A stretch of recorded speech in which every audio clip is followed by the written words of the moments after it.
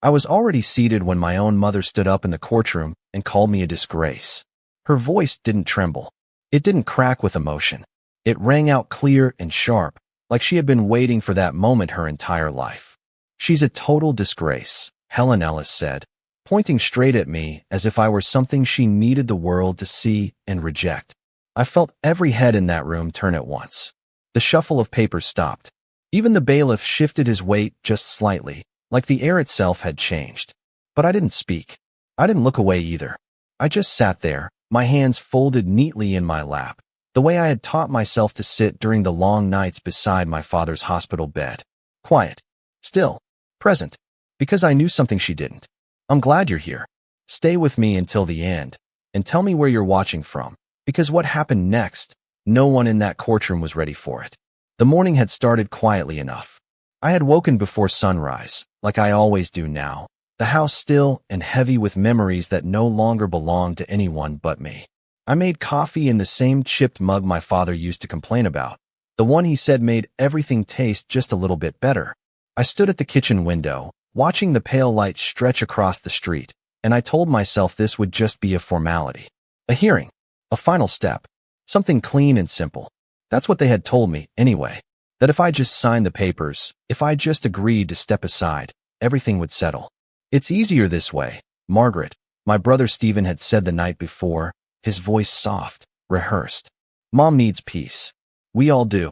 I remember looking at him across the table, the same table where I had once helped him with homework, where I had packed his lunches when Mom said she was too tired.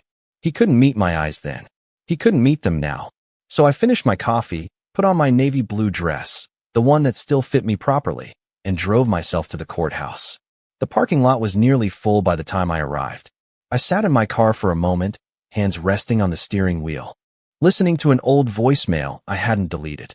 My father's voice. Faint. Slow. "You always did right by me, Maggie," he had said. "Don't let anyone rewrite that." I closed my eyes after it ended, just for a second, then stepped out into the cold morning air. Inside, the courthouse smelled faintly of paper and polish, like everything had been wiped clean so many times that no trace of anything real was allowed to remain. Stephen was already there when I walked in. He stood beside our mother, leaning in close, speaking in that low voice he uses when he thinks no one else should hear. Helen sat upright in her chair, perfectly composed, her gray hair set just the way she liked it, her coat draped neatly over her shoulders like she was attending a luncheon instead of a hearing about her own family. She didn't look at me when I approached. Not at first. When she finally did, it wasn't the look of a mother seeing her daughter.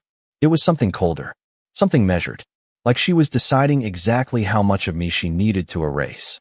"You're late," she said, even though I wasn't. I didn't answer. I simply took my seat across the aisle. The courtroom filled slowly after that. Lawyers with briefcases. Strangers with polite curiosity. People who had nothing to do with my life, but who would soon witness the unraveling of it. When the judge entered, everyone stood. I did too. Judge Thomas Whitmore didn't look like the kind of man who rushed to judgment. He moved carefully, deliberately, like he understood the weight of every word spoken in that room. I noticed that right away. It mattered more than anything else, though no one around me seemed to realize it yet. The proceedings began with routine statements. Names, dates, documents, words that sounded official enough to hide what they were really doing, turning a lifetime of care, of sacrifice, into something small enough to dismiss. The attorney representing my brother spoke first. She was precise, controlled, every sentence polished to make me sound like a problem that needed to be resolved. "Ms. Ellis has demonstrated instability in managing family affairs," she said at one point, not even looking at me as she spoke.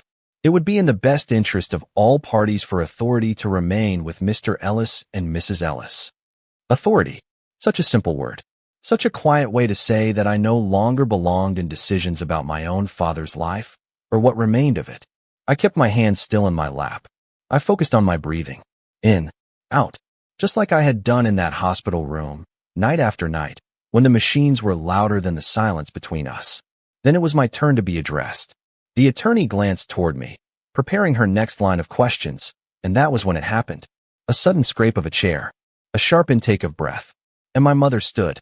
"She's a total disgrace," Helen said, her voice cutting clean through the room. She has always been a disgrace to this family. There it was. Not whispered behind closed doors. Not softened with polite language. Said out loud, in front of strangers, under fluorescent lights that made everything impossible to hide. I heard someone shift behind me. I felt the weight of eyes pressing into my back. But I didn't turn. I didn't react the way she expected. Because this wasn't the moment she thought it was. This wasn't the end of my story. It was the beginning of something she hadn't prepared for. I slowly lifted my gaze from my hands and looked straight ahead, not at her, not at Stephen, but at the bench where Judge Whitmore sat. And for the first time since the hearing began, he leaned forward, his expression no longer neutral, his attention no longer divided. And in that quiet, in that fragile space between accusation and response, I knew something had shifted, even if no one else in that room understood it yet. The courtroom did not erupt the way people expect in movies when someone says something cruel out loud. It did not become loud. It became quiet in a way that pressed against your chest. My mother remained standing, her hand still slightly raised as if she had just placed something heavy into the air and was waiting for it to land. I could feel the weight of her words settle over the room, but I did not pick them up. I did not carry them for her anymore. I kept my eyes forward, my hands still, my breathing even. Because if I had learned anything over the past 2 years, it was this: reacting to soon only gives them control of the story. And for a long time, that is exactly what they had. The judge did not speak immediately. He looked down at the documents in front of him, then back up again, his gaze moving slowly from my mother to my brother, and then finally to me. It was not a look of sympathy. It was a look of attention. And attention, in a room like this, was more powerful than sympathy. "Mrs. Ellis," he said calmly, addressing my mother, "you will have an opportunity to speak when it is appropriate." His tone was not harsh, but it carried enough weight to pull her back into her seat. She sat down with a small, tight movement, her lips pressed together, her posture still rigid with certainty. Stephen leaned toward her, whispering something under his breath, but she did not look at him. She kept her eyes forward now, as if she had already said everything that mattered. For years, that was how it had worked. She spoke, and everyone adjusted. She decided, and everyone followed. I used to be one of those people. I used to believe that if I just did enough, if I just stayed patient, if I just proved myself quietly, she would eventually see me differently. But sitting there in that courtroom, I realized something I should have understood a long time ago. This was not about being seen. This was about being replaced. The attorney cleared her throat and resumed, though her voice had shifted slightly, more cautious now. "As I was saying, Your Honor, my client has been the primary point of contact for all financial and legal matters following Mr. Ellis's passing." She gestured toward Stephen with a small, confident motion. "He has acted in accordance with his mother's wishes and in the best interest of maintaining stability." Stability. That word again. It sounded so reasonable, so responsible, but I knew what it really meant. It meant silence. It meant not asking questions. It meant stepping aside while decisions were made without me. I could feel my father's voice in the back of my mind. Not loud, not urgent, just steady. "Do not let anyone rewrite that." The judge nodded once, then looked down at a specific page in the file. "And Ms. Margaret Ellis," he said, reading my name with careful precision, "you are contesting the amendment to the trust based on concerns regarding its timing and authorization." "Yes, Your Honor," I said. My voice did not shake. It did not need to. I was not speaking from emotion anymore. I was speaking from memory. And memory, unlike accusation, does not need to be loud to be true. The attorney turned toward me then, her expression composed, her tone polite in a way that felt practiced. "Ms. Ellis, is it not true that you were not present for several key meetings regarding your father's estate in the weeks prior to his passing?" There it was, the shape of the argument. Absence, distance, disengagement.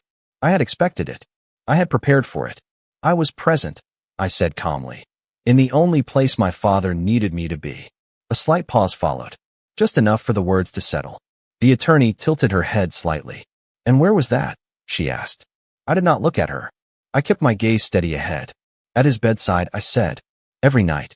For 8 months. There was a shift then. Not loud. Not obvious. But real. A small adjustment in the room. A recalibration. Because facts have a way of doing that when they are placed carefully." The attorney's smile tightened just slightly.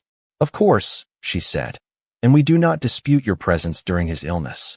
However, administrative matters require a different kind of involvement.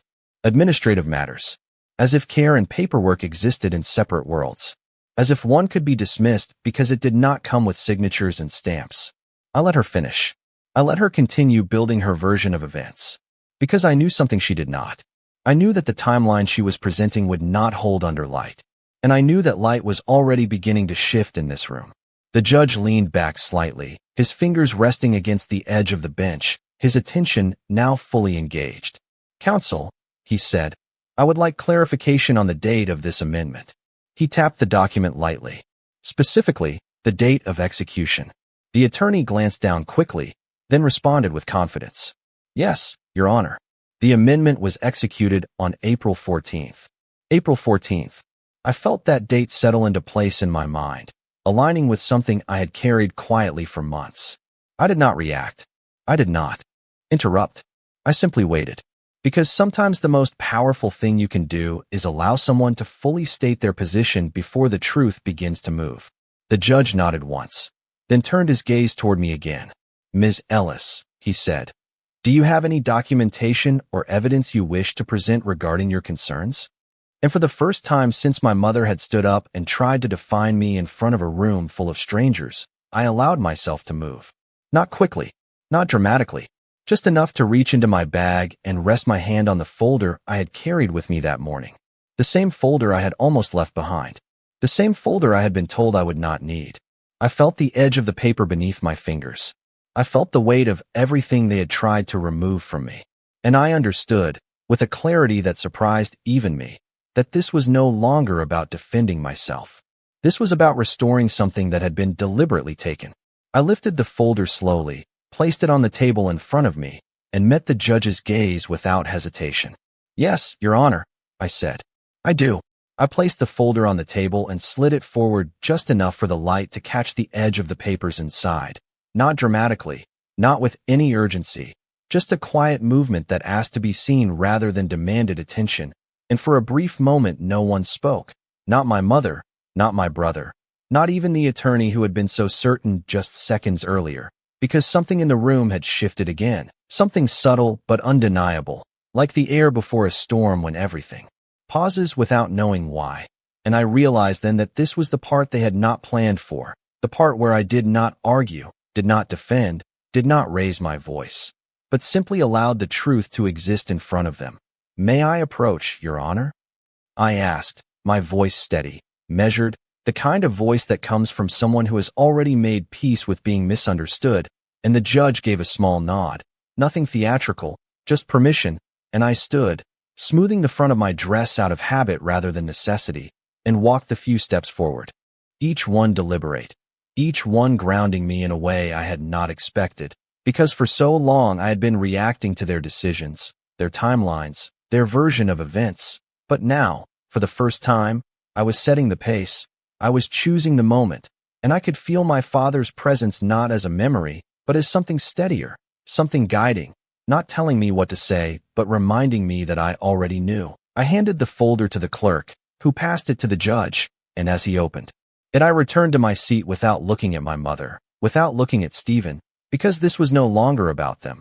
This was about what had been done and what could no longer be hidden. The judge flipped through the first few pages slowly, his eyes moving carefully across the lines, and I could see the exact moment his focus sharpened, the slight narrowing of his gaze, the pause before turning to the next page, and I knew he had found it. Not everything, not yet, but enough to ask. The question that mattered. Counsel, he said after a moment, his voice calm, but firmer now. Can you confirm again the date of execution for the amendment? The attorney straightened slightly, as if preparing to reinforce something already established. April 14th, Your Honor, she replied, confident, precise, and I let the silence sit for just a second longer before speaking, not over her, not interrupting, just entering the space that had been created. My father was admitted to St. Andrew's Medical Center on April 12th, I said, still facing forward, not turning this into a confrontation, just a statement. And by the evening of April 13th, he was no longer able to review or sign legal documents without assistance. I heard a faint shift behind me, A chair, a breath, something small but noticeable, and the attorney responded quickly. "We have documentation indicating that proper procedures were followed," she said, her tone tightening just slightly at the edges, and I nodded once, acknowledging her words without accepting them. "Yes," I said, "and I have documentation indicating that the request to modify the trust was submitted from an email account that did not belong to my father." That was when I allowed myself to glance, just briefly, towards Stephen, not long enough to engage, just long enough to let him know that I knew, and his expression did not collapse or break the way people expect. It simply changed, a flicker of something behind his eyes, something that had not been there before, uncertainty, the kind that comes when a carefully constructed version of reality begins to slip. The judge turned another page, then another, his attention now fully anchored in the material in front of him. "This email," he said, tapping lightly on the document, "was sent on April 14th at 9:32 in the morning." He looked up, not at me, but at the attorney. "And you are stating that this reflects the intent of Mr. Ellis at that time?" There was a pause, brief but noticeable, before she answered, "Yes, Your Honor." And that was when I spoke again, not louder, not sharper, just clearer. "At 9:32 that morning," I said, "I was in the room with my father, and he did not have access to a computer, a phone, or any device capable of sending that message." The words did not echo, they did not need to. They simply settled, and I could feel the shift again, deeper this time, more defined, because now it was no longer about emotion or perception. It was about contradiction, and contradiction has a way of demanding resolution. My mother moved slightly beside Stephen, her hand tightening around the edge of her chair, but she did not speak this time. She did not interrupt, because this was no longer a moment she could control with a single sentence. This was a sequence, a series of details that did not align the way they were supposed to, and I stayed where I was, still, composed, not rushing to fill the silence, not pushing forward faster than necessary, because I had learned something in those long months that could not be taught in any courtroom. That patience is not weakness, it is timing, and timing, when it is right, does not need force. The judge closed the folder halfway, his finger resting between the pages as if marking a place. He would return to, "I am going to need additional clarification on this sequence of events," he said, his tone no longer neutral, no longer detached, but engaged in a way that signaled something important had just changed, and I felt it then, not as victory, not as relief, but as a quiet, steady certainty, the kind that does not come from winning, but from knowing that the truth has finally been given space to speak, and that no matter what happens next, it will not be buried again. The silence that followed did not feel empty anymore. It felt full, dense with something that had been missing until now. And for the first time since I walked into that courtroom, I could see it on their faces, not panic, not yet, but a hesitation that had not existed before, the kind that comes when certainty begins to crack under the weight of detail. And I stayed exactly where I was, my hands resting lightly against the edge of the table, not gripping, not bracing, just steady, because I understood now that the strength in this moment did not come from pushing harder. It came from allowing the truth to continue unfolding at its own pace. The judge turned another page in the folder, slower this time, as if he was not just reading but verifying, aligning what he saw with what he had already been told. And when he spoke again, his voice carried a different tone, not louder, not sharper, but more focused. "Ms. Ellis," he said, looking at me directly now, "you mentioned that your father did not have access to any device on the morning of April 14th. Can you elaborate on that?" I nodded once, acknowledging the question without rushing into it, because this was not about answering quickly. This was about answering clearly. "Yes, Your Honor," I said. My father had been moved to a monitored care room the night before. His personal belongings, including his phone and laptop, had been placed in a secure drawer at the nurse's station, and access to that drawer required authorization that he was no longer able to provide. I could hear the faint shift of fabric as someone in the room adjusted in their seat, the quiet movement of attention redirecting itself, and I continued, not adding emotion, not layering the statement with anything beyond what was necessary.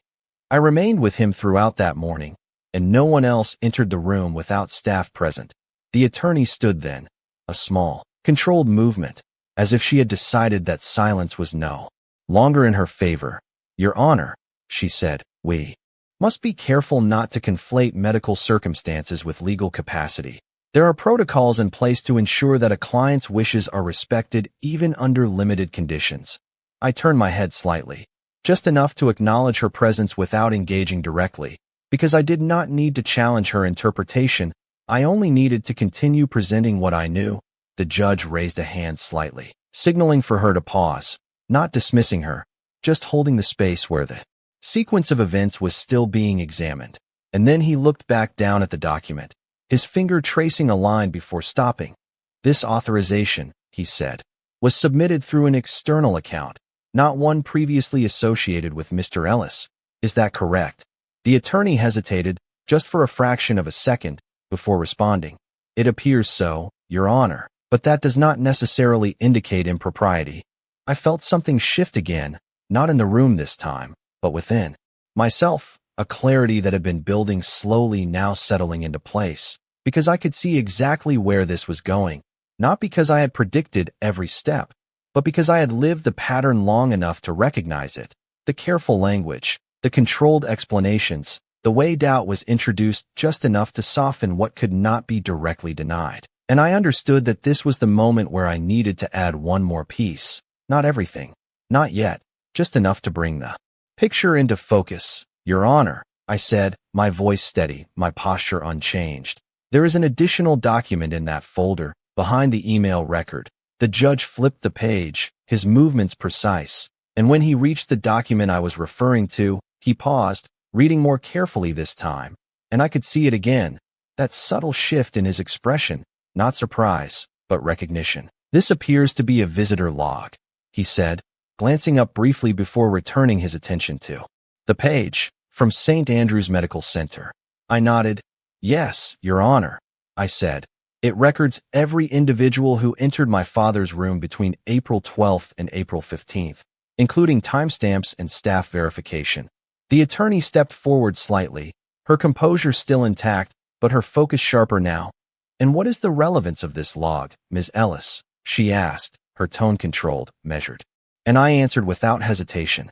"The email authorizing the amendment was sent at 9:32 in the morning on April 14th, I said. "And according to that log, the only individuals present in my father's room at that time were myself and a registered nurse, neither of whom accessed or operated any electronic device on his behalf." The words settled into the room with a weight that did not need emphasis, because they did not accuse, they aligned. They connected the timeline in a way that could not easily be separated, and for the first time since the hearing began, my brother shifted noticeably, his posture changing, his shoulders no longer as relaxed as they had been when he believed this would all pass quickly. My mother remained still, but her gaze had changed, no longer fixed ahead with certainty, but moving slightly, as if searching for something that was no longer there. Control. The judge closed the folder fully this time, his hand resting on top of it as he leaned back slightly, considering, not reacting, not concluding, but processing. And in that pause I realized something I had not allowed myself to fully understand until now. This was never about proving that I was right. It was about allowing the truth to be seen in a space where it could not be ignored. And for years I had tried to do that in conversations, in quiet moments, in explanations that were dismissed or redirected. But here, in this room, with this structure, with this attention, the truth did not need to compete. It simply needed to be placed. And once it was, everything else began to shift around it. The judge looked up again, his gaze moving from me to the attorney and then briefly toward my brother and mother, not with judgment, but with a level of scrutiny that had not been present before. "I will require further documentation regarding the origin of this communication and the authorization process that followed," he said, his voice even but firm, and I felt that steady certainty return, not as relief, but as something stronger, something grounded, because for the first time since all of this began, the question was no longer whether I would be heard, it was what they would do now that I had been. No one spoke immediately after the judge's request, but this time the silence did not belong to uncertainty. It belonged to consequence, and I could feel it settling into the room in a way that was heavier than anything said out loud. The attorney glanced down at her notes, flipping a page that she had already reviewed earlier, as if the act itself might reveal something new, something she could use to regain control of the narrative. But there was nothing there that could change what had already been placed on record, and I did not look at her. I did not look at my brother. I did not even look at my mother, because for years I had watched their reactions, measured my words against their expressions, adjusted myself to avoid conflict, to avoid disappointment, to avoid becoming exactly what my mother had just called me in front of a room full of strangers. But that part of me had been slowly fading long before this day, and now it was gone completely, replaced by something quieter but far more stable. The judge turned slightly in his chair, his attention now directed fully at the opposing side. "Counsel," he said, his tone unchanged but unmistakably firm. "I will need a clear explanation of how this authorization was obtained, including the origin of the communication and any verification procedures that were followed." The attorney nodded, but the confidence that had defined her earlier presentation was no longer as seamless. "Your Honor, we can provide supplementary documentation to support the validity of the amendment," she said, her words carefully chosen, and I recognized that shift immediately. The movement away from certainty toward conditional language, toward time, toward delay, because when something cannot be defended directly, it is often postponed, reframed, or diluted, and for a long time, that had worked, not just in legal matters, but in our family, in the quiet ways decisions were made and justified without ever being questioned openly. I remembered the first time I noticed it clearly, not in a courtroom, not in a document, but at our dining table. Just a few weeks after my father had passed, my mother had sat at the head of the table, her hands folded, her expression composed, and Stephen had been beside her, speaking in that same careful tone he used now, explaining that certain adjustments needed to be made, that it was only practical, that it would simplify things, and I had listened, at first. Because that was what I had always done. I listened, I accommodated, I trusted that there was a reason, but when I asked a simple question, just one, about why my name had been removed from a document I had always been part of, the room had changed in a way I did not understand at the time. The conversation had ended quickly, not with anger, not with explanation, but with dismissal. "You are overthinking this, Margaret," my mother had said, her voice calm, almost gentle, but final, and Stephen had nodded beside her, reinforcing that same message, that same quiet boundary, and I had let it go then, not because I believed them, but because I did not yet have the language or the evidence to hold on to what I felt. But sitting here now, watching that same pattern unfold in a different setting, I could see it clearly, not as a misunderstanding, not as a difference in perspective, but as a strategy. The judge leaned forward slightly again, his hands resting on the bench. "I am not requesting supplementary documentation at a later time," he said, his voice steady, leaving no room for interpretation. "I am requesting clarification now, based on the materials currently before the court." The distinction was small, but it carried weight. It removed the option to delay, to reshape, to regain control of the narrative outside of this moment. And I could see the effect of that in the way the attorney adjusted her posture, in the way she glanced briefly towards Stephen before responding, not for guidance, but out of habit, as if confirming that the version of events they had prepared still held. "The communication in question," she began, "was facilitated through an intermediary account, as part of standard procedure when direct access is limited." Intermediary, another word that sounded structured, reasonable, but undefined, and the judge did not respond immediately. He simply looked at her, waiting, allowing the statement to exist long enough for its lack of specificity to become apparent. And then he asked, "And who had access to this intermediary account?" The question was simple, direct, and for the first time, there was no immediate answer. The pause was brief, but it was enough to shift the balance further, enough to make what had been implied now require definition, and I remained still, my hands resting lightly in front of me, not anticipating, not reacting, just present, because I understood that this was no longer about adding more. It was about allowing what had already been presented to do its work. My brother shifted again, more noticeably this time, his hand moving to adjust his jacket, his gaze dropping briefly before returning forward, and I remembered something then, something small, almost insignificant at the time. The way he had avoided certain conversations in the weeks after our father's passing, the way he had redirected questions, not with answers, but with reassurance, with statements about what was best, what was easier, what was necessary, and I realized that what had felt like distance then was not absence, it was intention. The attorney finally responded, her voice controlled but quieter now. The account was managed in coordination with Mr. Ellis, she said. And for a moment the words hung in the air, not as a conclusion, but as an opening, an acknowledgement that shifted the center of responsibility. And I did not look at him. I did not need to, because the room had already begun to do that for me. The judge nodded once, slowly, as if placing that detail exactly where it belonged within the sequence of events. And in that moment, I felt something settle within me, not relief, not satisfaction, but a quiet confirmation that the truth, once given space, does not need to be forced forward. It moves on its own, and no matter how carefully something has been constructed, it cannot remain intact when its foundation is finally seen clearly. The shift in the room did not come with a sound, but it moved through everything like a slow current, changing the way people sat, the way they breathed, the way they looked at one another. And for the first time since this hearing began, my brother was no longer just another presence beside our mother. He was now part of the question, and that was something none of them had prepared for. Stephen cleared his throat quietly, a small, almost reflexive gesture, but in a room like this, even the smallest movement carried meaning, and I could feel the attention begin to settle in his direction, not aggressively, not accusingly, but steadily, like a light that had finally found the right place to rest. The judge did not rush. He allowed that moment to exist, to fully take shape, before speaking again. Mr. Ellis, he said, his voice even, measured. You were involved in the coordination of this communication. It was not phrased as a question, but as a statement that invited confirmation, and Stephen straightened slightly, his posture adjusting as if he was stepping into a role he had expected to play under different circumstances.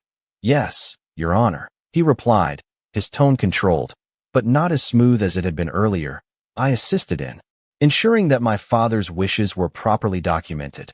Assisted, another word carefully chosen, one that implied support rather than direction, one that suggested alignment rather than authorship, and I recognized it immediately, because I had heard that tone before, in conversations where clarity was replaced with reassurance, where specifics were softened into generalities, where responsibility was shared just enough to avoid being held directly. The judge nodded once, acknowledging the answer without accepting it fully. And what was the nature of that assistance? He asked, and there it was again, that quiet precision, the way he moved through the sequence not by challenging, but by refining, narrowing the space until only what was true could remain. Stephen hesitated, just briefly, and in that pause I saw something I had not seen before, not fear exactly, but the absence of certainty. The moment where the path he had expected to follow no longer led where he thought it would. I communicated with the legal office, he said, choosing his words carefully, to facilitate the amendment based on prior discussions with my father, prior discussions, the timeline stretching backward now, away from the specific moment that had already been placed under scrutiny, and I understood that instinct. Because it is easier to reference something that cannot be directly verified than to explain something that can. The judge leaned back slightly, his gaze steady. And these prior discussions, he said, can you specify when they occurred? Another simple question, another narrowing of the frame, and Stephen shifted again, his hand moving to rest on the table, his fingers pressing lightly against the surface as if grounding himself. In the weeks leading up to his hospitalization, he answered, and I felt that detail settle into place, not as confirmation, but as contrast. Because I knew those weeks, I had been there for most of them.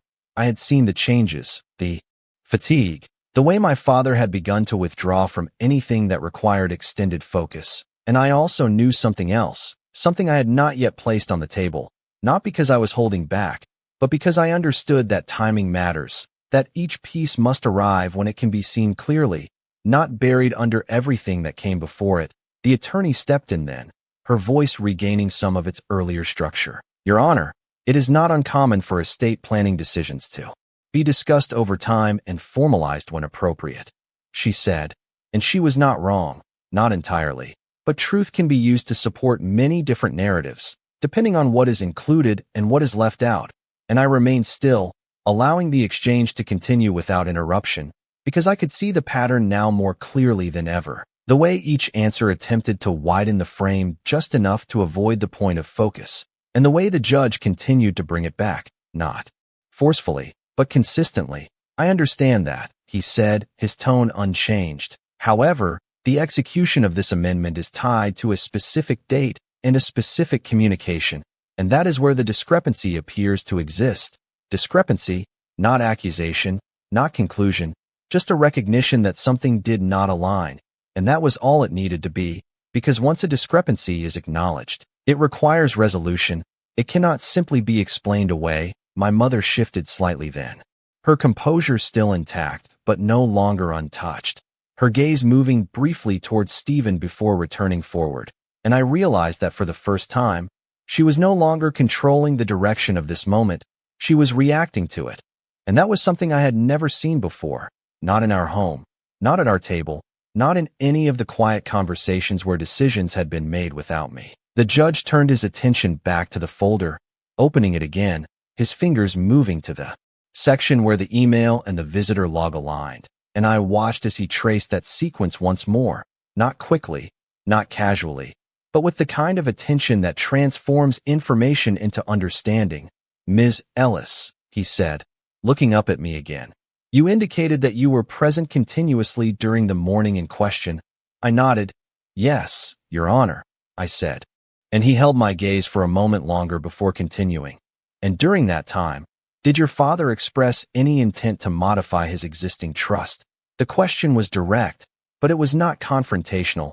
It was an invitation to clarify, to place intention alongside action, and I answered the only way I could. The only way that aligned with everything I had seen, everything I had experienced. No, Your Honor, I said, my voice steady. He did not. The words were simple, but they carried weight. Not because they opposed what had been said, but because they stood independently, grounded in something that could not be reconstructed or reinterpreted.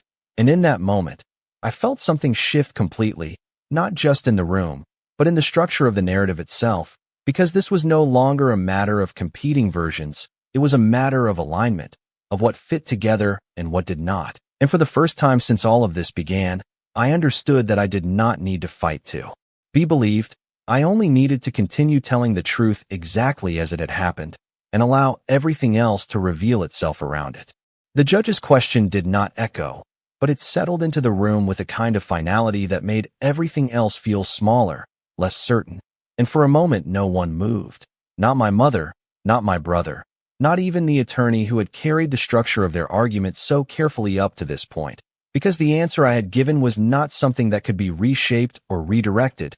It did not rely on interpretation. It did not depend on tone. It simply existed as it was, and I could feel that clarity beginning to change the way the room held itself, the way attention moved, the way silence was no longer empty, but filled with something that required resolution. The judge did not look away from me immediately. He held that moment just long enough to acknowledge it. And then he turned his attention back to the opposing side, not abruptly, not with confrontation, but with a continuity that made it clear this was not a break in the proceedings. This was a progression, Mr. Ellis, he said, his voice even. If your father did not express intent on the morning of April 14th, and if the communication authorizing the amendment originated externally, then I need you to clarify the basis upon which this action was taken. The question was precise, but it did not accuse. It simply aligned what had already been established with what still needed to be explained. And Stephen shifted in his seat again, this time more noticeably, his hand moving from the table to his lap and back again, as if he could not quite find a place for it to rest. Your Honor, he began, his voice still controlled, but no longer as fluid. My father and I had discussed making adjustments to the trust over several conversations prior to his hospitalization. There it was again, that extension into the past, that attempt to anchor the present in something less defined, and I recognized it not just as a strategy, but as a habit, something that had been used long before any of this reached a courtroom, something that had shaped the way decisions were presented, the way questions were answered, the way I had been gradually moved out of conversations that once included me. The judge nodded slightly, not in agreement, but in acknowledgement. "You have stated that," he said, "but I am asking for the specific basis of the execution on that date, given the circumstances that have been outlined." The distinction was clear, the focus narrowing again, and for the first time since the hearing began. Stephen did not respond immediately. The pause was brief, but it carried weight. It revealed something that had not been visible before, not weakness exactly, but the absence of alignment. The moment where the explanation no longer matched the structure it was meant to support. The attorney stepped forward then, her voice re-entering the space with careful control. "Your Honor, it is not unusual for a designated family member to act in accordance with previously expressed wishes when direct confirmation is not possible," she said, and her words were measured, constructed to sound reasonable. But they introduced something new, something that had not been stated explicitly before, that the decision had been made without direct confirmation, and I felt that detail settle into place, not as a surprise, but as a connection, because it aligned with everything I had seen, everything I had experienced, everything that had felt unclear until now. The judge leaned back slightly, his gaze steady. "And what verification was performed to ensure that those previously expressed wishes were still applicable under the conditions present on April 14th, he asked, and again, the question did not raise its voice. It did not need to. It simply required an answer that could not be generalized, could not be deferred, could not be reframed. And once again, there was a pause, longer this time, more visible, and I could feel the room respond to it, not with movement, but with attention, the kind that gathers when something important is about to be revealed. My mother shifted slightly beside Stephen, her posture still upright, but no longer untouched by what was unfolding, and I realized that for the first time, she was not the one directing the narrative. She was part of it, subject to the same questions, the same structure, the same requirement for clarity, and that was something she had never allowed before, not in our home, not in our family, not in any space where her words had once been final. The attorney adjusted her stance, her expression composed, but her focus sharper. The verification was based on the understanding of the family's intentions as communicated over time, she said, and as soon as the words were spoken, I understood that they did not hold, not here, not in this space where understanding was not enough, where intention required evidence, where sequence required alignment, and I remained still, my hands resting lightly in front of me, not preparing to respond, not anticipating the next step, just present, because I could see it now more clearly than ever. The way the structure they had relied on was beginning to shift under its own weight, not because I had challenged it directly, but because it could not sustain itself when examined closely. The judge did not respond immediately. He allowed the statement to settle, to reveal its own limitations, and then he looked down at the folder once more, his fingers resting briefly on the edge before he closed it. Completely, a small movement, but one that carried significance, because it marked a transition, not an end, but a movement from review to consideration. And when he looked up again, his gaze moved deliberately from the attorney to Stephen and then, briefly, to my mother, before returning to the center of the room. And in that moment, I felt something settle within me, not relief, not satisfaction, but a quiet recognition that what had been hidden in layers of explanation and assumption was now being brought into a space where it could no longer remain undefined, and no matter how carefully it had been constructed, it would now have to stand on what it actually was, not what it had been presented to be. The courtroom did not feel the same anymore, not after that last exchange, not after the words had been laid out in a way that no longer allowed them to be softened or redirected, and I could see it now not just in my brother's posture or the attorney's careful pauses, but in something much quieter, something that moved through the room like a slow recognition, the kind that does not arrive all at once but settles piece by piece until it becomes impossible to ignore. And I remained exactly where I was, my hands still resting lightly in front of me, not gripping, not bracing, because I had learned that stillness can carry more weight than movement when the truth has already begun to take shape. The judge leaned slightly forward again, his attention returning to the folder even though he had already closed it, as if confirming that what he had read remained consistent with what he was now hearing. And when he spoke, his voice carried a clarity that had not been present at the beginning of the hearing, not because it was louder, but because it was no longer searching, it was aligning. There appears to be a reliance on assumed intent rather than documented confirmation, he said, and the words did not accuse, they defined.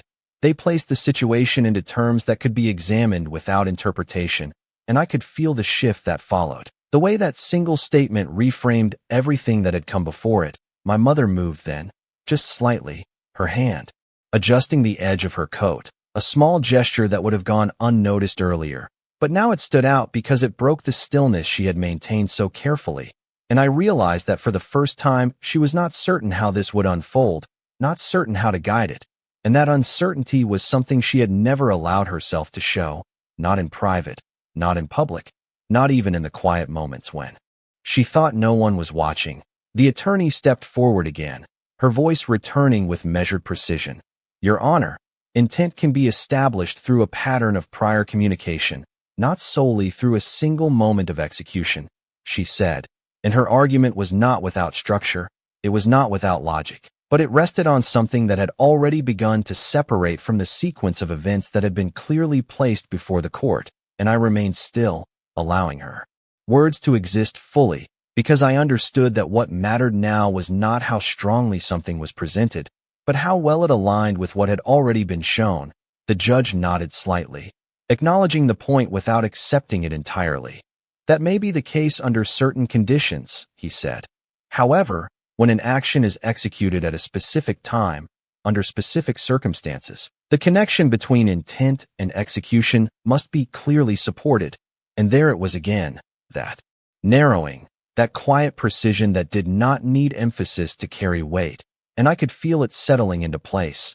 The way the structure of the argument was being refined not by opposition, but by clarity. My brother shifted again, this time leaning slightly forward as if preparing to speak, and when he did his voice carried something new, not just control, but a trace of urgency that had not been there before. Your Honor, my father trusted me to handle these matters, he said, and the words were simple, but they carried a different kind of weight, not procedural, not legal, but personal.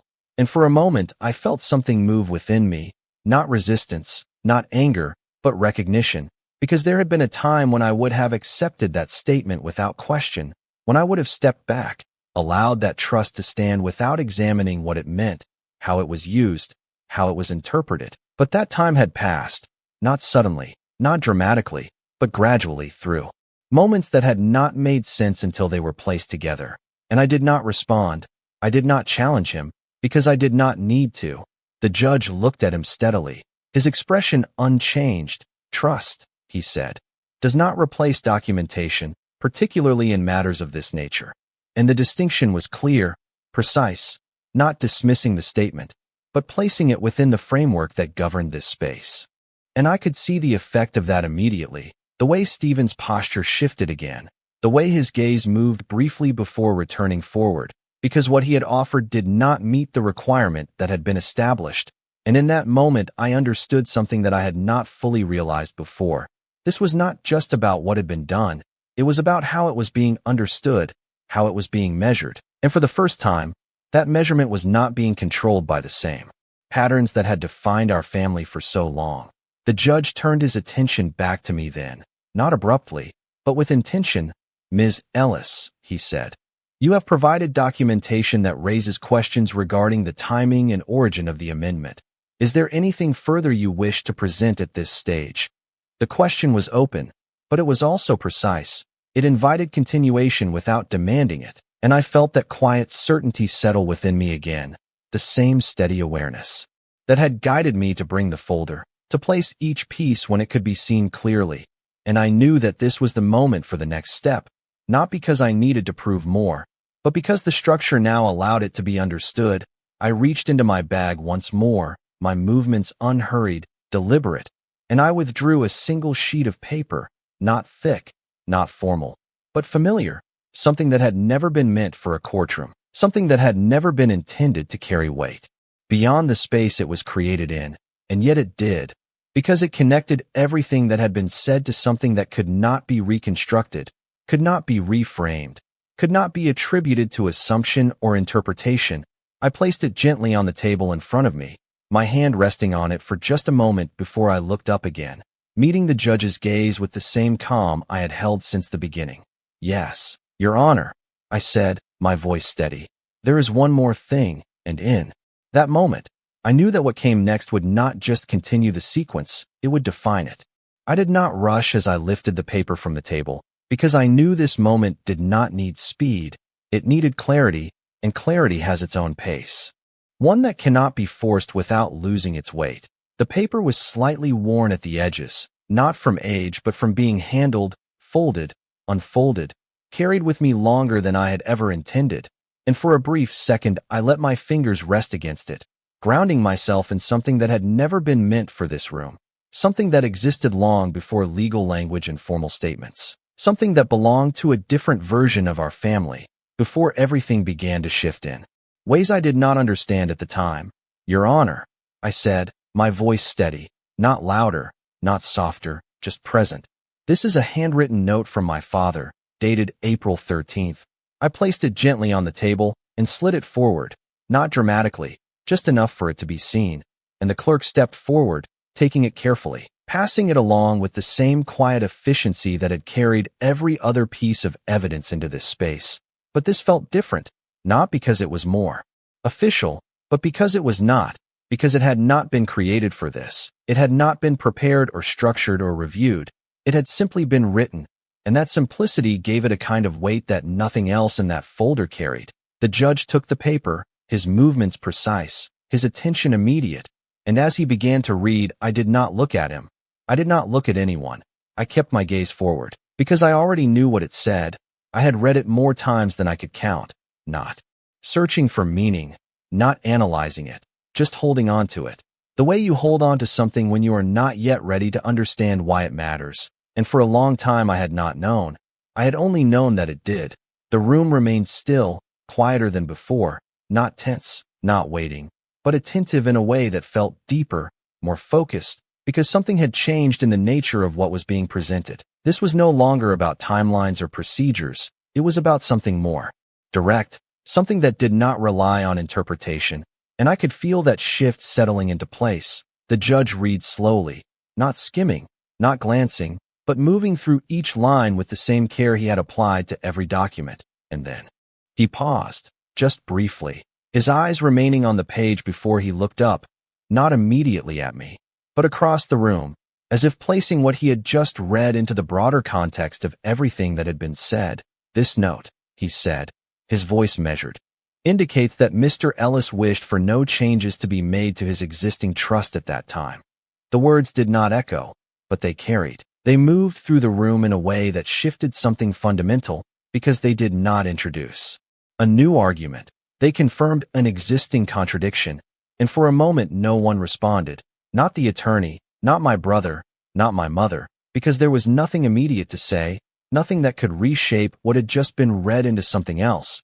I felt a quiet stillness settle within me, not relief, not satisfaction, but something steadier, something that had been building slowly through each step of this process, through each piece placed at the right time, and I realized then that this note had never been about proving anything.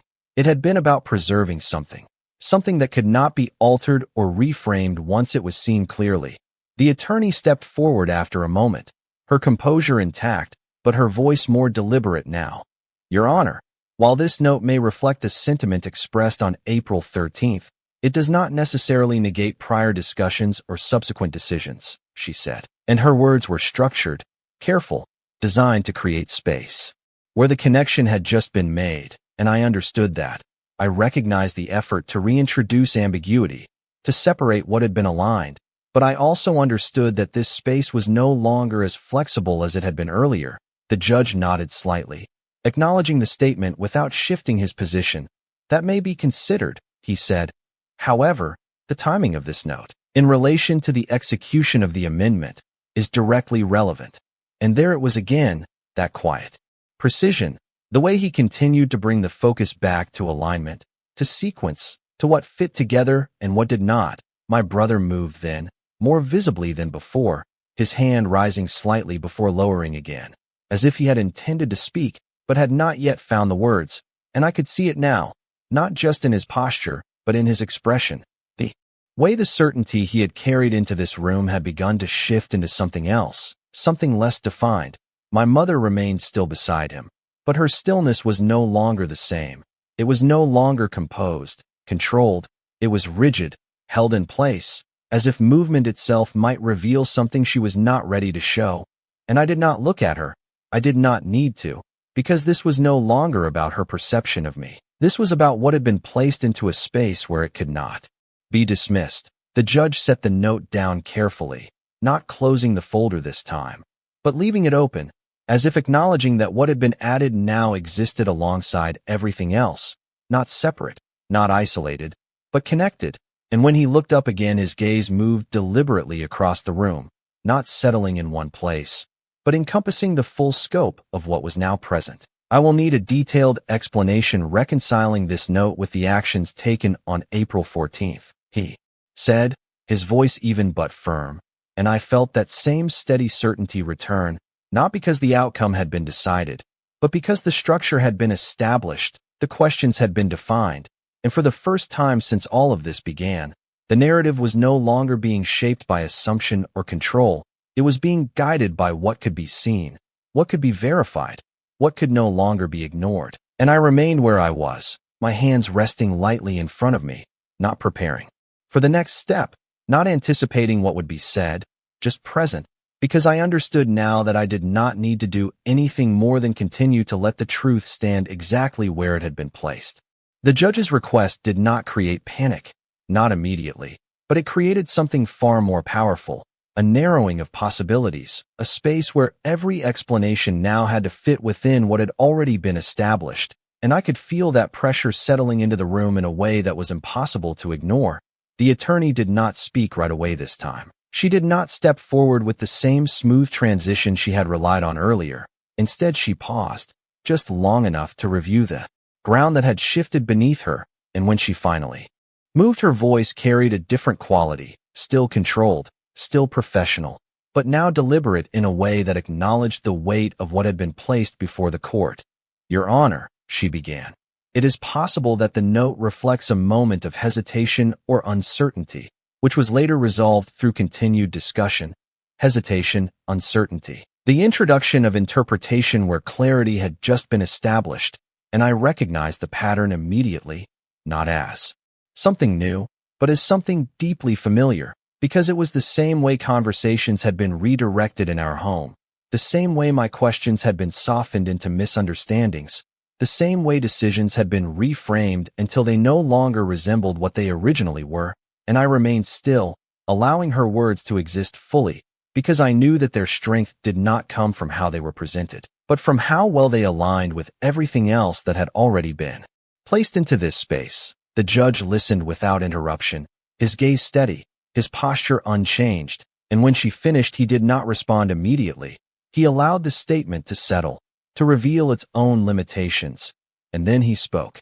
"If that is the case," he said, "then there should be documentation or testimony supporting that transition from hesitation to resolution." His voice was calm, but the implication was clear. Assumption was no longer sufficient. Connection was required. And for the first time since this hearing began, there was no immediate attempt to fill that gap. The attorney glanced briefly towards Stephen again, not seeking direction, but acknowledging that the responsibility had now shifted more directly toward him, and I could see it in the way he responded. Not with words at first, but with a small adjustment, his shoulders drawing in slightly. His posture no longer as open as it had been when he believed this would proceed without complication. "Your Honor," he said finally, his voice steady but carrying a strain that had not been there before. "My father was a private man. He did not document every conversation, but I knew what he wanted. Knew. Not confirmed, not recorded, but understood. And I felt something settle into place as he spoke, not because his words were surprising, but because they clarified something that had been present all along, that this had never been about what was documented. It had been about what was assumed, what was interpreted, what was decided in the absence of direct confirmation. And I realized then that this was the line that could not be crossed in this room. Not anymore. The judge nodded once, acknowledging the statement, but his response came with the same quiet precision that had guided every step of this process. "Understanding is not the same as authorization," he said, and the distinction landed clearly. Without force, without emphasis, just enough to separate what had been blended together. My mother moved then, more noticeably than before, her hand rising slightly as if to speak. And for a moment I thought she might interrupt again, might try to reclaim the space the way she had at the beginning. But she did not. She lowered her hand slowly, her gaze fixed ahead, and I could see something in her expression that I had never seen before. Not anger, not frustration, but something quieter, something that looked almost like recognition, and I understood that she was seeing it too now. Not the full picture, not yet, but enough to realize that this was no longer a situation she could control with a single statement. The judge turned his attention back to the documents once more, not reopening the entire folder this time, but focusing on the note, the email, the log, the sequence that had been built piece by piece. And when he spoke again, his voice carried a clarity that no longer searched for alignment. It defined it. "At present," he said, "the documented evidence indicates that the amendment was executed under conditions where direct confirmation from Mr. Ellis was not established, and where a prior written statement suggests an intention not to proceed with changes." The words did not conclude the matter, but they framed it. They placed it within a structure that could no longer be ignored or reshaped without addressing what had already been shown. And I felt that framing settle into place, not as an outcome, but as a turning point.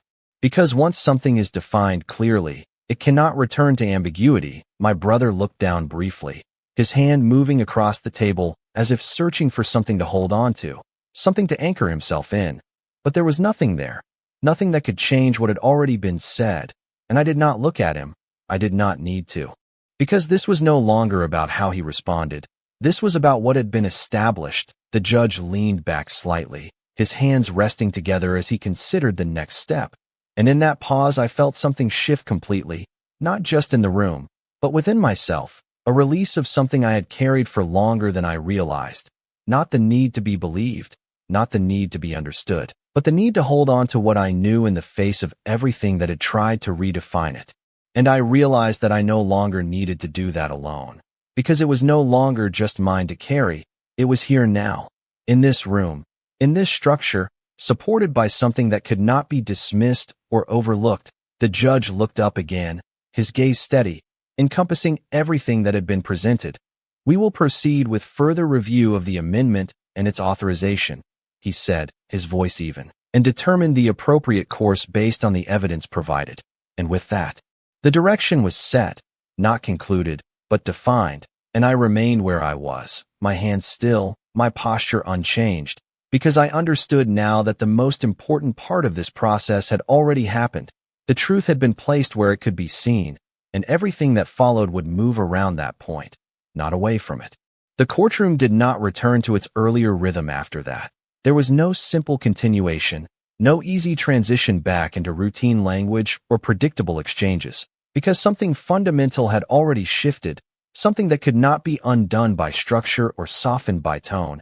And I could feel it not just in the silence, but in the way people now listened, more carefully, more deliberately, as if they understood that what had been said could no longer be contained within the narrow frame it had once occupied.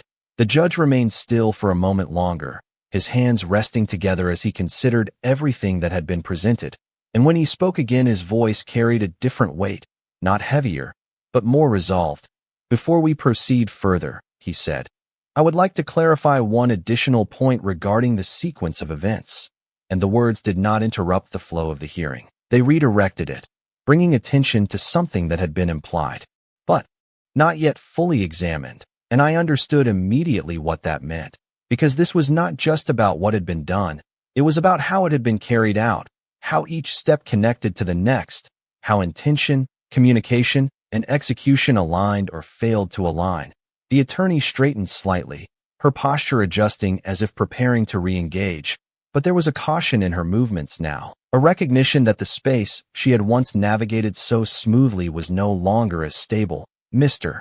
Ellis," the judge continued, his gaze steady, "you indicated that you coordinated with the legal office to facilitate the amendment. Can you specify the exact nature of that coordination?" The question was precise, but it did not accuse. It simply required definition. And for a moment Stephen did not respond, not because he did not hear the question, but because the answer no longer fit as easily into the structure he had relied on earlier. "I provided the necessary information," he said finally. His voice controlled, but lacking the certainty it had carried before.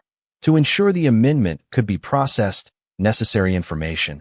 The phrase was broad, undefined, and I could see the judge register that immediately, not with reaction, but with attention, the kind that narrows rather than expands. "And what specific information did you provide?" he asked.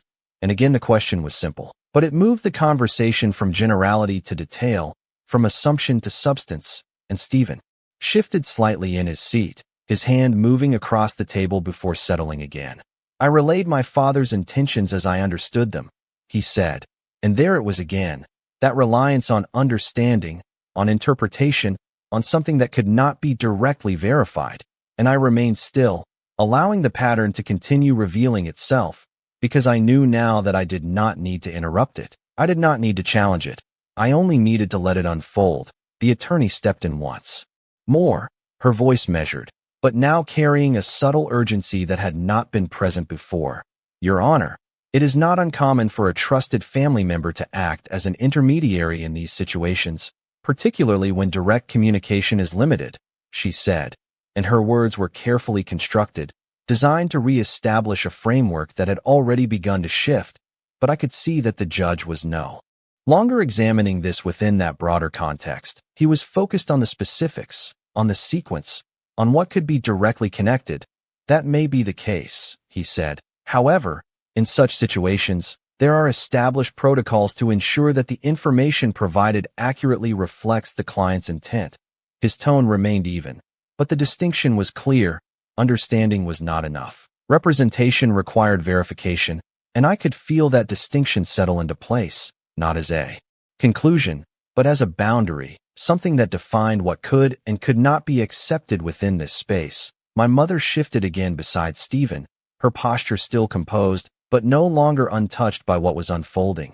And for the first time I saw her glance toward him, not with instruction, not with control, but with something else, something quieter, something that looked almost like uncertainty. And I realized that she was no longer guiding this moment. She was watching it, just as I had done for so long. The judge turned his attention back to the documents once more, not reviewing them from the beginning, but focusing on the points that now defined the structure of the case: the note, the email, the log, the sequence that had been built piece by piece. And when he spoke again, his voice carried a clarity that no longer sought alignment. It defined it. "At this stage," he said, "there appears to be a disconnect between the documented intent and the actions taken to modify the trust." The words did not raise their volume, but they carried weight, because they did not suggest, they identified. They placed the situation within a framework that could not be easily adjusted, and I felt that placement settle into the room, not as tension, but as definition, because once something is clearly identified, it cannot return to ambiguity. My brother looked down again, his hand moving slightly, as if searching for something that was no longer there, something that could support the version of events he had brought into this room. But there was nothing left that aligned fully, nothing that could bridge the gap that had now been clearly established, and I did not look at him. I did not need to, because this was no longer about his response. This was about what had been revealed, what had been placed into a structure that required coherence. The judge leaned back slightly, his hands resting together once more as he considered the next step. And in that pause I felt something settle within me completely, not just a sense of clarity, but a release of something I had carried for far longer than I realized. The need to explain, the need to justify, the need to hold on to something that others had tried to redefine, and I understood then that I no longer needed to do that, because it was no longer mine alone. It existed here now, supported by something that could not be dismissed, could not be reshaped without addressing what had already been established. The judge looked up again, his gaze steady, encompassing everything that had been presented.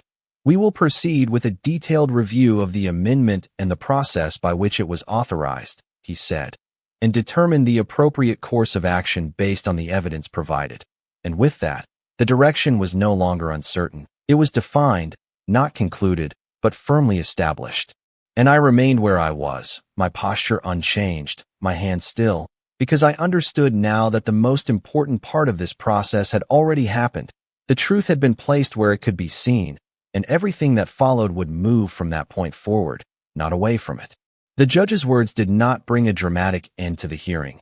There was no sudden declaration, no sharp sound to mark the conclusion, but something had already been decided in a quieter way, something that did not need to be announced to be understood, and I could feel it in the way the room settled, not back into its original state, but into something different, something more grounded, more defined, as if the uncertainty that had once filled it had been replaced by a structure that could no longer be ignored. The proceedings continued briefly, procedural details, next steps, language that carried importance but no longer held the same weight as what had already been placed into the record, because the foundation had shifted, and everything that followed would now rest on that, not on assumption, not on interpretation, but on what had been clearly seen, clearly stated, and clearly aligned. I remained seated as the final notes were recorded, my hands still resting lightly in front of me, not because I needed to hold myself steady anymore, but because I had already found that steadiness somewhere deeper, somewhere that did not depend on how others saw me, how they described me, or what they chose to believe. And for the first time in a very long time, I felt something I had not expected to feel in this place. Not relief, not victory, but clarity, the kind that does not come from winning, but from understanding exactly where you stand. The judge rose, and everyone followed, the quiet shuffle of movement returning, but it no longer felt the same. It no longer carried the tension it had before, because something had been resolved, not fully, not formally, but enough to change the direction of everything that would come next. And as I gathered my things, placing the folder carefully back into my bag, I did not rush. I did not look around to measure anyone's reaction, because I did not need to see it. I already knew. My brother remained seated for a moment longer than necessary, his gaze fixed on the table in front of him, as if the surface might offer something he had lost, something he could no longer find in the version of events he had brought into this room. And my mother stood slowly beside him, her movements controlled, but no longer as precise as they had been at the beginning. And for a brief moment, as I turned to leave, our eyes met, not with confrontation, not with accusation, but with something quieter, something that did not need to be spoken to be understood, because for the first time, she was not looking at me as something to correct, something to dismiss, something to define. She was looking at me as I was, and that was something she had never done before. I did not stop. I did not speak. I simply held that moment for what it was, and then I turned and walked toward the exit. The hallway outside the courtroom felt different, not because it had changed, but because I had. The light coming through the tall windows stretched across the floor in long, quiet lines, and as I stepped into it, I realized that the weight I had been carrying for so long was no longer there, not because it had been taken from me, but because I had finally set it down, not in anger, not in resistance, but in truth, and that made all the difference. I stepped outside, the air cool against my face, the world moving forward in the ordinary way it always does, cars passing, people walking, conversations continuing without knowing what had just unfolded inside those walls. And for the first time, I did not feel the need to explain it. I did not feel the need to justify what had happened or what it meant, because it was no longer something that existed only within me. It had been seen. It had been acknowledged. It had been placed into a space where it could not be undone. And that was enough. I walked down the steps slowly, not because I was tired, but because I wanted to feel each step, each movement forward, each moment that now belonged fully to me again. And as I reached the bottom, I paused just briefly, looking out at the street ahead, not searching for anything, not waiting for anything, just recognizing that this was where I stood now, not as someone who had been defined by what others chose to say, not as someone who had been removed from her own story, but as someone who had remained, who had held on to what was true even when it was easier to let it go. And I understood then that this was not the end of anything. Not really. It was the beginning of something else, something quieter, something steadier, something that did not need to be proven because it had already been lived. And as I stepped forward into that, I did not look back.